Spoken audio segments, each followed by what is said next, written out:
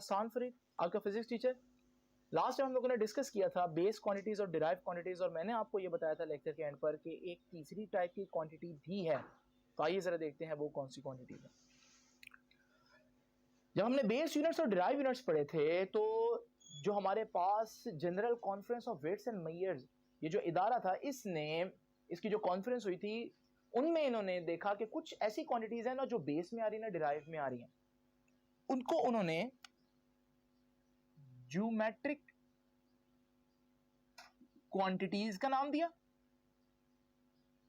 और उनके भी तो यूनिट्स होंगे, उन्हें सप्लीमेंट्री यूनिट्स का नाम दिया। तो ज्योमेट्रिक क्वांटिटीज कौन सी क्वांटिटीज होती हैं? जैसे कि ज्योमेट्री में आप एंगल्स वगैरह स्टडी करते हैं, तो ज्योमेट्रिक क्वांटिटीज हैं एंगल्स। कितनी होती है ज्योमेट्रिक क्वांटिटीज? 2 होती हैं। जरा देखते हैं। एक ज्योमेट्रिक क्वांटिटी है प्लेन एंगल, और एक ज्योमेट्रिक क्वांटिटी है सॉलिड एंगल। प्लेन और सॉलिड। प्लेन एंगल का यूनिट है रेडियन, और उसका सिंबल है RAD। कहीं भी रेडियन लिखा ना तो इस तरह से लिखेंगे। सॉलिड एंगल का यूनिट है टी रेडियन, और इसे बोलेंगे SR, लिखेंगे टी रेडियन। ये दोनों हैं सप्लीमेंट्री यूनिट्स। तो 2 सप्लीमेंट्री यूनिट्स हैं। बेस यूनिट 7 थे, डिराइव यूनिट्स अनलिमिटेड थे, और सप्लीमेंट्री यूनिट्स 2 हैं। लेकिन ये प्लेन एंगल और सॉलिड एंगल का क्या मतलब है? तो पहले तो हमें ये प्लेन का मतलब समझना पड़ेगा, इससे पहले कि मैं रेडियन को डिफाइन करूं। तो जैसे कि मैंने बताया कि रेडियन कैसा एंगल है? रेडियन एक प्लेन एंगल है। प्लेन का मतलब ऐसी चीज होती है जो 2 डायमेंशनल हो, 2D हो। मिसाल के तौर पर ये पेपर देखें, इस पेपर की लेंथ है और विड्थ है, लेकिन इस पेपर की थिकनेस नहीं है। तो पेपर जो है, पेज जो है, वो एक प्लेन ऑब्जेक्ट है। तो हमारे पास रेडियन को डिफाइन करने के लिए आपको कोई प्लेन चीज चाहिए। एक प्लेन चीज की एग्जांपल है एक सर्कल। याद रखिएगा, रेडियन को डिफाइन करेंगे किसके अंदर? सर्कल के अंदर। सर्कल भी एक कैसी चीज है? प्लेन चीज है, क्योंकि इसकी थिकनेस नहीं है, इसकी लेंथ है, इसकी विड्थ है, लेकिन इसकी थिकनेस नहीं है। और हमारे पास इस सर्कल में इमेजिन करें, ये सर्कल का सेंटर है, और अगर मैं सेंटर से सर्कमफेरेंस तक एक लाइन ड्रॉ करूं, इसे हम बोलते हैं रेडियस। इसी तरह एक सर्कल के सारे रेडियस आपस में बराबर होते हैं।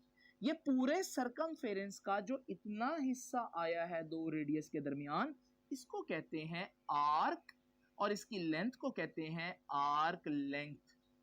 अब बात बड़ी सिंपल सी है। अगर मैं रेडियस ज्यादा करूंगा, दूर करूंगा, एंगल बढ़ेगा। अगर मैं रेडियस को करीब लाऊंगा तो एंगल कम होगा। अगर मैं 2 रेडियस को इतना दूर रखूं कि उनके दरमियान ये जो आर्क लेंथ बन रही है ये भी रेडियस जितनी ही लंबी बने, तो मैं कहूंगा इस वक्त जो एंगल बन रहा है वो है 1 रेडियन। तो दिस इज 1 रेडियन। 1 रेडियन वो एंगल होता है जब 2 रेडियस एक सर्कल में इतना दूर हो कि सर्कमफेरेंस के ऊपर जो आर्क बन रही है उसकी लेंथ भी रेडियस जितनी ही हो जाए। तो यहां से हम इसको डिफाइन करेंगे कि 1 रेडियन इज दी प्लेन के साथ 2D भी लिख देता हूं। तो प्लेन एंगल या 2D एंगल बनता कहां है? Subtended at the centre of a circle. ये एक सर्कल के सेंटर में बनता है। कैसे, कब बनेगा 1 रेडियन? ठीक है, तो हम कहेंगे subtended at circle between 2 radii. 2 radius के दरमियान बनेगा, लेकिन वो रेडियस कितने दूर होने चाहिए? 2 radii which cuts off on circumference an arc। जो रेडियस सर्कमफेरेंस के ऊपर एक आर्क कट करें। कितनी बड़ी आर्क? उन्हीं के जितनी, यानी रेडियस जितनी। An arc equal in length of radius. इसे हम बोलेंगे कि ये 1 रेडियन। अब मजीद इसके साथ क्या लिखें कि आपको पूरे 2 नंबर मिल जाए? तो जरा देखिए हमारे पास आपने ये भी बताना है कि 1 रेडियन 57.3 डिग्री के बराबर होता है। ये कहां से आया? हमें मालूम है कि पूरे सर्कल में 2 पाई रेडियन होते हैं। तो अगर पूरे सर्कल में 2 पाई रेडियन है तो पूरे सर्कल में आपको पता है 360 डिग्रीज होते हैं। तो अगर 2 पाई रेडियन 360 है तो 1 रेडियन कितना होगा? 2 पाई उधर जाकर 360 से डिवाइड होगा और इसका आंसर आएगा 57.3। जस्ट प्रूव कर रहा हूं, ये लिखने की जरूरत नहीं है आप लोगों को। तो आप लोग याद रखिएगा 1 रेडियन में कितने डिग्रीज होते हैं? 57.3 डिग्रीज। दूसरी इंपॉर्टेंट बात जरा देखिए कि हमारे पास रेडियन जो है उसकी फॉर्मूला क्या है फाइंड आउट करने का? तो एंगल इन रेडियन किसके बराबर होता है? Arc length divided by radius. ये फॉर्मूला याद रखिएगा। ये फॉर्मूला मैथमेटिक्स में आप लोग पढ़ेंगे, फिजिक्स में भी पढ़ेंगे। और यहां पर 1 रेडियन क्यों है? क्योंकि आर्क लेंथ कितनी है? r, रेडियस कितना है? r, और r ओवर r 1 आएगा, इसलिए हम कहेंगे यहां पर 1 रेडियन बन रहा है। और फिर याद रखिएगा सर्कल के सेंटर में, at the centre of a circle कितने रेडियन होते हैं? There are 2 pi radian. जैसे कि मैंने अभी बताया कि हमारे पास सर्कल के सेंटर पर कितने रेडियन बनते हैं? पाई ए और पाई ए, तो ये 2 पाई। अगर मैं आप लोगों के सामने एक्सप्लेन करूं रेडियन को एक और तरह से, तो स्टूडेंट्स जरा देखिए, ये एक पेपर, ये अगर ये एक रेडियस है और ये भी रेडियस है, तो फिर ये जो हमारे पास बनेगा, ये अगर r के बराबर हो, इस केस में नहीं है लेकिन इमेजिन करें कि ये भी r के बराबर है, तो फिर ये जो प्लेन एंगल होगा ये कितना होगा? ये 1 रेडियन होगा। ठीक हो गया? तो ये आप लोग इमेजिन करें कि ये जो है ये r है, ये भी r है, तो ये भी r होगा, तो हमारे पास ये 1 रेडियन बनेगा। अब जरा देखते हैं ये 3D एंगल क्या है।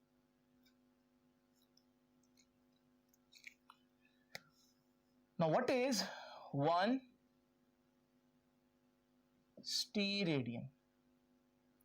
सबसे पहले स्टीरेडियन एक 3D एंगल है। 3D का मतलब सॉलिड एंगल है। अब ये सॉलिड क्या है?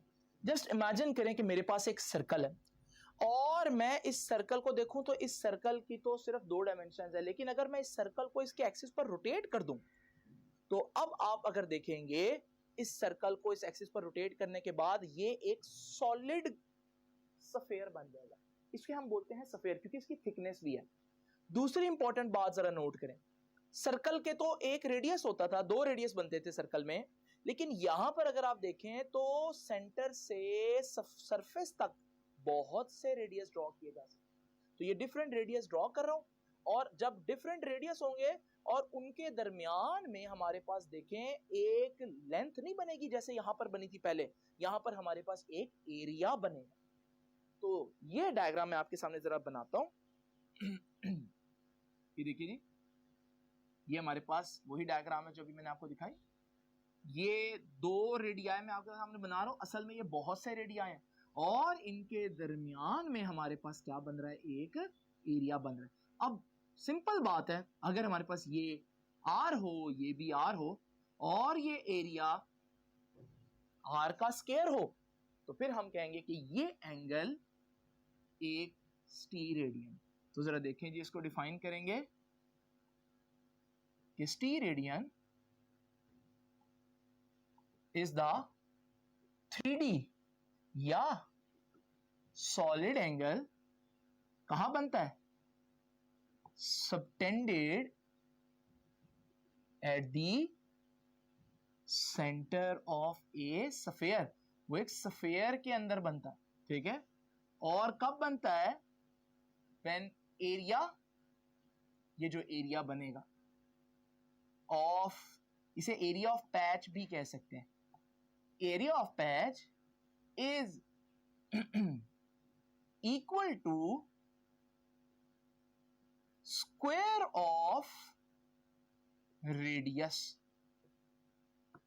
जब ये r है, ये r है, ये r का स्क्वायर बनेगा तो फिर हम कहेंगे कि ये एक टी रेडियन है। रेडियन में ये r था, ये r था, उनके दरमियान एक लेंथ थी जो r थी, जबकि स्फीयर के अंदर ये r है, ये r है, और उसके दरमियान एक एरिया है जो r का स्क्वायर बन रहा है।